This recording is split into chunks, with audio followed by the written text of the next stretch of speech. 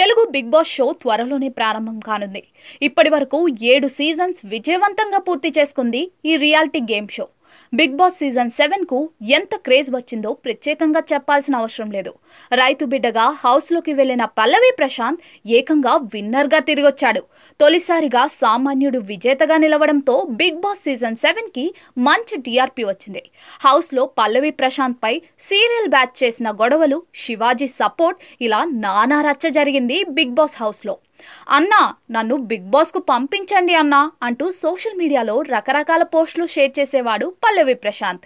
Instagram వేదికగా రైతు బిడ్డను బిగ్ బాస్ హౌస్ లోకి పంపించాడని అన్నా అంటూ ఎప్పటి నుంచో వీడియోలు షేర్ చేస్తూ ఫాలోవర్స్ ను పెంచుకున్నాడు ప్రశాంత్.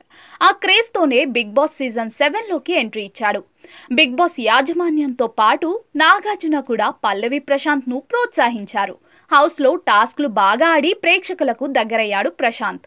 అలాగే ముందుగా మనోడు హౌస్లో రతికా రోజ్తో లవ్ ట్రాక్ నడపడం, ఆ తర్వాత ఆమెను అక్క అని పిలవడం, అలాగే హౌస్లో అమర్దీప్తో గొడవలు, శివాజీతోనే ఉంటూ ఆయన చెప్పినట్టే చేయడం, ఇలా ప్రేక్షకుల అటెన్షన్ను గ్రాప్ చేశాడు ప్రశాంత్.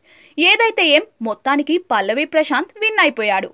ఇక ఇప్పుడు చాలా మంది పల్లవి ప్రశాంత్ లాగా వీడియోలు చేస్తూ మమ్మల్ని కూడా బిగ్ బాస్ కు పంపండి అంటూ వీడియోలు షేర్ చేస్తున్నారు.